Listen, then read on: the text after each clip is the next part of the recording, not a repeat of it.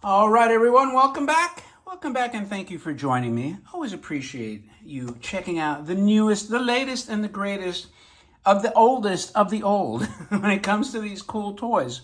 So, as always, before we get rolling on a special 2-for-1 offering, because yes, I have two toys for the price of one video, the price being free. You can't beat that. So get comfortable in your lazy boy, your office cubicle, your couch, your gaming chair, whatever the hell you're sitting on. Grab that steaming cup of coffee or tea or scotch or whiskey or vodka, whatever it is that you're drinking these days, or whatever time of the day it happens to be, and get a snack and get cozy and comfortable, because now it's time to focus on my voice, because I now control your eyes, your monitor, your keyboard, because today we're looking at both the Atom Car X3, the extremely rare X3, and the Atomic, also rare X8, with a box. One box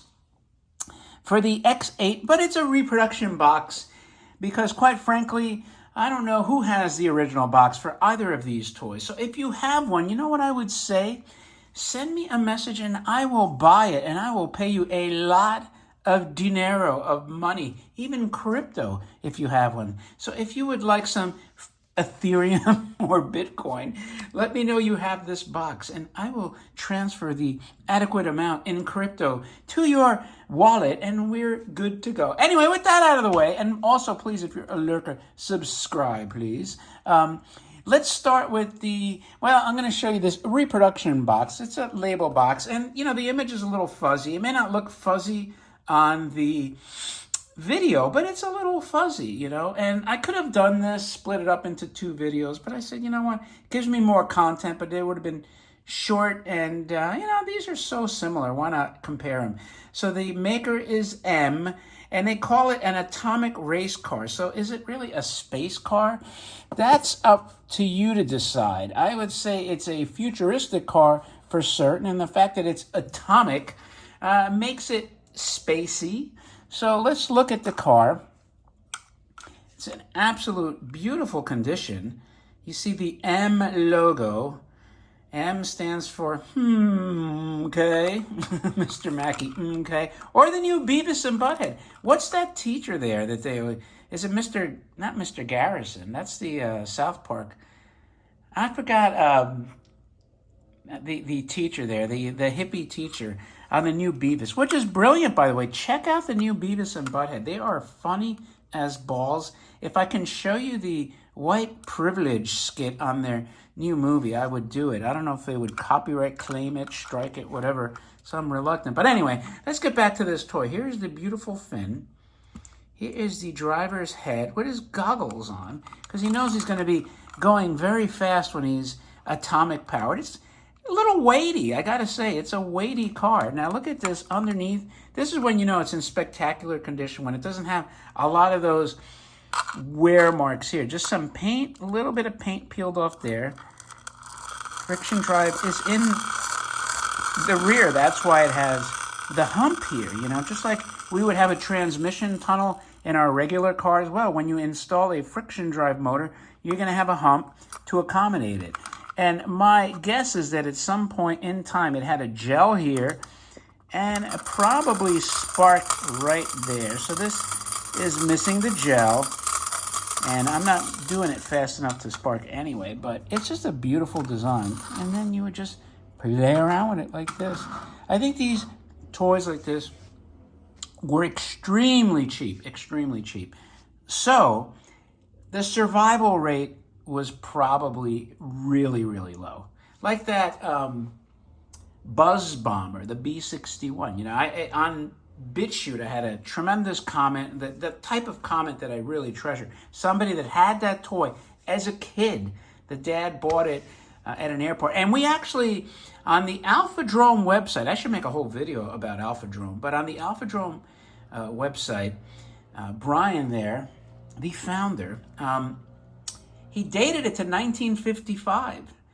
So on the BitChute comment, the gentleman received it as a kid. I think he said in 19 was it 60 or 63? I can't remember exactly. But the dad bought that toy at an airport gift shop. So, you know, it had been out for a while. But Brian had it in a toy catalog in 55. So 8 years later, there was, you know, who knows how the airport got it. Like, you know, because that's a huge lag, you know. Like somebody's inventory languishing and like, sell it at the airport. It's like, you know, flying theme.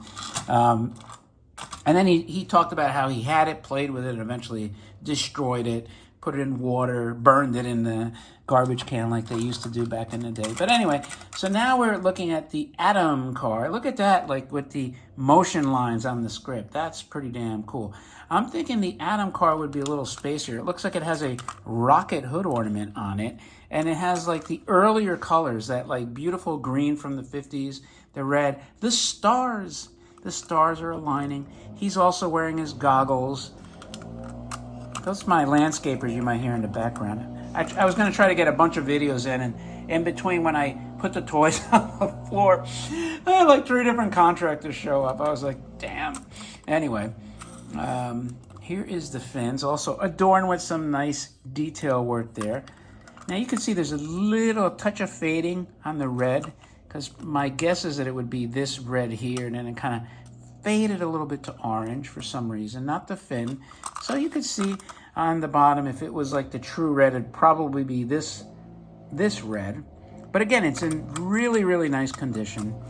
And this one is by SK, like an OK. And this one has the friction in the back also. And again, it's basically the same car, same probably gel and sparking in the back. And you just run it along like that.